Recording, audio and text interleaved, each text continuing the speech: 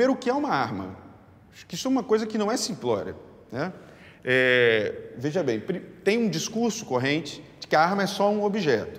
Primeiro que um objeto não é só um objeto, né? Se eu te colocar na sua mão uma peça de plutônio, você vai morrer intoxicado aí, ou se eu te botar na sua mão um pacote de pipoca, você não vai morrer intoxicado por isso. Então, um objeto nunca é só um objeto. Segundo ponto, esse objeto, o que ele faz? Né? O que esse objeto faz? Segunda pergunta que a gente tem que fazer. A arma é um objeto que mata, que fere. E fere no espaço de 1/1000º de segundo, que é o espaço de se puxar o gatilho. Se você tem uma arma na sua mão, seja você o Papa, seja você de direita, seja você de esquerda, seja de quem você for, você vai estar carregando, objetivamente, o poder de matar outra pessoa. Você já parte para a relação social com um poder capital. Isso não é qualquer coisa.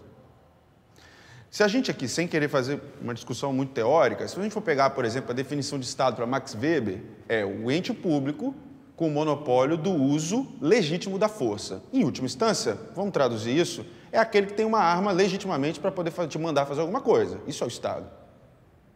Percebe como que isso não é uma coisa trivial socialmente?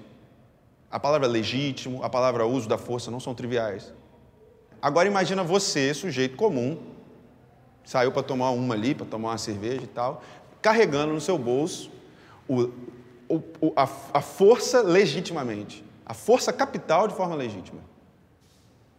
Olha o nível de poder que você ganha. A gente precisa lembrar sempre que a gente opera racionalmente com uma máquina completamente irracional. Agora, psicologicamente, pensa nessa máquina irracional, dotada de prazeres e desejos incontroláveis, né, de passionalidades, de falsas crenças, de crenças mal reguladas, de controles psicossomáticos precários que nós somos, com todo esse poder. Não precisa ser psicólogo para terminar essa equação. No meu projeto de sociedade, não existiriam armas. Eu queria partir daí, assim. Então, todo o resto é paliativo para um projeto de sociedade em que as armas não sejam necessárias, assim. Mas tudo bem, considerando que a gente vai demorar um tempo, de sei lá quanto tempo até chegar nesse ponto, as armas existem já, inclusive. Se elas já existem e elas têm esse potencial de morte, o mínimo que se pode esperar é que ela seja regulada. E seja regulada por entes que consigam estar além do mercado, além da lógica do lucro, para que a gente não descambe para um bang-bang alucinado, né? Eu acho que esse é o primeiro ponto. Então, quem deveria ter uma arma? Nesse momento, se as armas existem, pode parecer um pouco inocente o que eu vou dizer, mas eu diria que só o Estado deveria ter arma. E sobre forte regulamentação. Então, eu não vejo como pensar cidadãos comuns tendo arma, ou civis tendo armas, ou qualquer outra possibilidade das pessoas terem armas que não seja extremamente regulado, extremamente sério, extremamente contornado por limites éticos, morais, etc. Por exemplo, tiro esportivo. Faz tiro esportivo com chumbinho, sei lá, com bolinha de tinta, sabe? Não precisa fazer tiro esportivo com algo que mata alguém, sabe? Sobre o grupo de colecionadores e caçadores, eu posso estar muito errado no que eu estou falando, mas vou assumir o risco de estar errado. Me parece, muitas vezes, que essa era uma forma de entrada ao acesso ao porte de arma. Posso estar errado, assumo aqui o risco de estar errado, mas me parece que é muito mais um subterfúgio jurídico para atingir o acesso à arma do que necessariamente pessoas que são caçadoras ou colecionadores. Mas isso não impede a gente pensar o outro elemento que você trouxe. A explosão, uma palavra boa, a explosão dos clubes de tiro. O que é isso? Eu acho que assim, a pessoa diz, porque isso é desestressante, eu gosto disso, isso me desestressa e tal. Eu acho que tem alguns argumentos que podem parecer justos se a gente não inserir outras variáveis. Dizer que é desestressante ou que isso é uma prática na grande maioria, sem maiores problemas, não é salvo-conduto. Existem muitas formas de desestressar. E aí, para mim, importa outra coisa. Em que medida as pessoas estão encontrando nesse porte de arma a suplementação psicológica do poder que elas sentem faltar em si mesmas.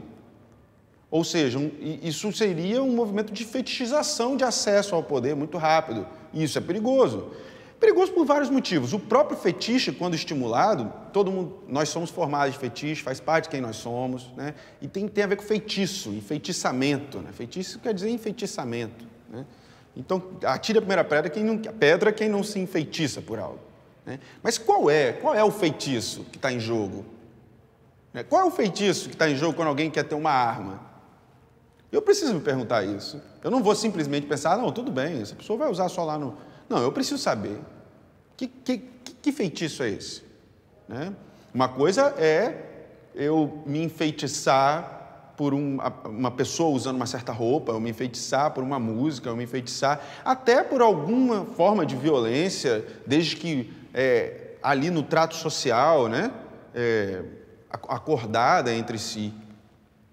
Agora você tem o feitiço de andar com um objeto que porta a morte de forma muito rápida. Você pode ter seus hobbies, o que você quiser, mas o seu hobby pode a qualquer momento matar outra pessoa muito facilmente. Então não dá para eu dizer simplesmente, tudo bem, viva o seu hobby. Então não estou dizendo que a pessoa portar uma arma e tal, necessariamente ela é má, mas aquele objeto ali porta muito facilmente um mal para outra pessoa.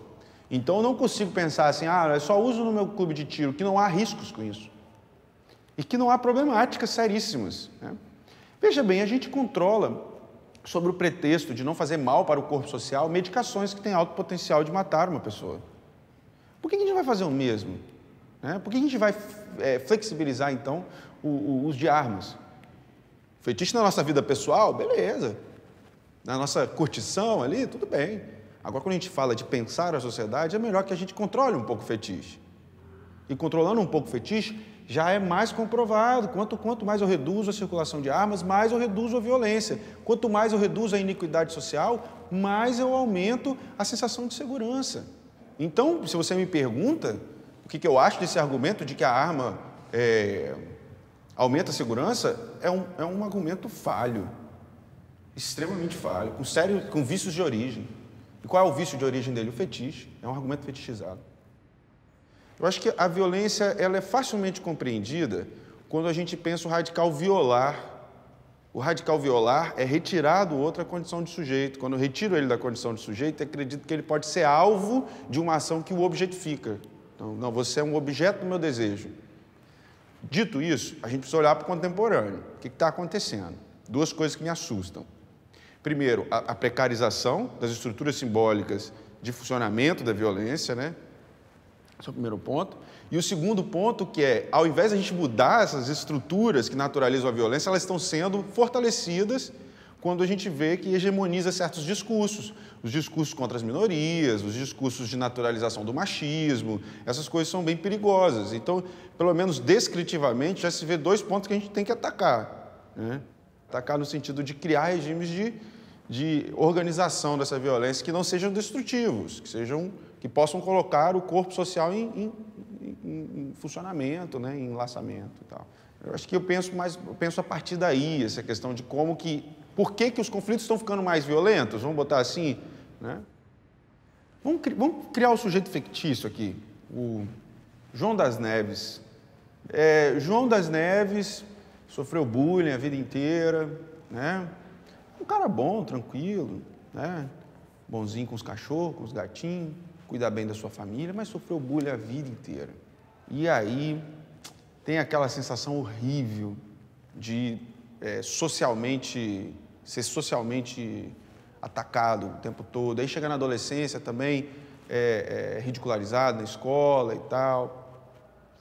Aí, num certo momento, o João das Neves ganha uma arma de alguém. No primeiro momento, ele vai se sentir mal ao pegar aquela arma, porque, como eu te disse, é um objeto que até os mais ignorantes sabem que é um objeto que tem uma certa característica. Isso aí, essa característica que tem em torno da arma, já é algo fetichizado, já é um fetiche, né? Já é algo que envolve essa sensação que ela porta, que parece que é dela, né? Isso é fetiche, é feitiço, né? Daí João das Neves percebe que, depois de passar esse incômodo inicial, que ele tem um poder imenso com aquela arma. Esse prazer que ele passa a ter, entende? Se coloca no João das Neves, no local do João das Neves, prazer que você não vai sentir nesse local. Então, é possível pensar essa estrutura de uma forma um pouco mais abstrata, habitando todos nós em alguma dimensão. Se ela habita todos nós em alguma dimensão, talvez a gente pode entender um pouco melhor que fetiche é esse. Essa passagem humana entre algo que incomoda e que causa prazer é uma passagem que nós conhecemos intimamente, né? Ela não é tão difícil de compreender. O problema é como que a gente fica compulsivamente viciado a esse tipo de coisa, entende? E o que isso está gerando quando a gente estimula esse tipo de coisa? Né? Alguns desprazeres precisam ser socialmente entendidos como desprazeres e serem reforçados como desprazeres. Isso é importante, né? O desprazer ou o incômodo social, ele é um operador ético. A gente depende dele. Outra coisa que tem me assustado muito é como que certos operadores de desprazer perderam a sua força.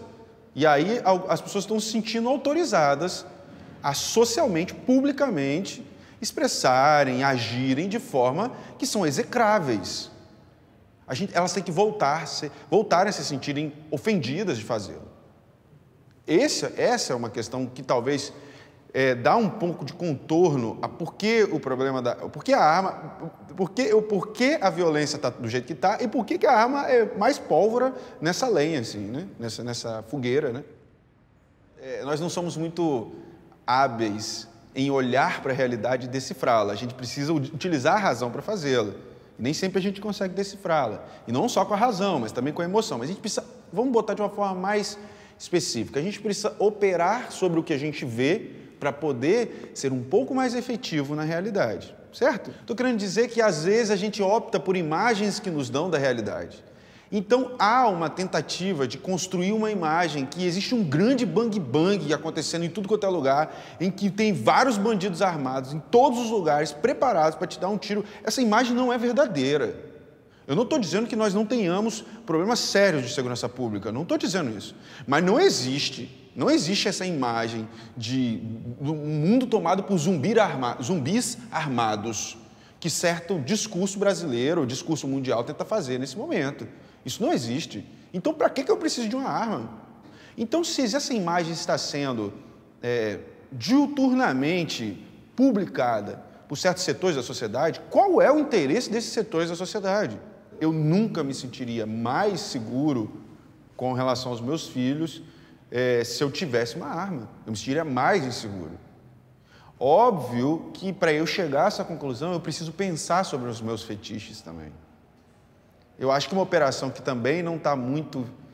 perdeu um pouco a fama, está um pouco fora do hype atual, é pensar um pouco sobre os próprios fetiches, sabe? Porque isso incomoda um pouco. Pensar assim, por que eu curto isso? Por que eu estou achando isso legal? Por que eu penso como eu penso? É preciso fazer essa operação em algum momento. E aí, aprofundar. Por que eu sinto da forma que eu sinto? Né? Como é que eu cheguei a sentir prazer com isso? Eu acho que um importante apelo a fazer as pessoas hoje em dia, assim. Cara, por que você está sentindo prazer com isso? Por que você está achando que isso é legal para você? Por que você está curtindo isso? Quem te levou a pensar, ou o que te levou a pensar como você pensa?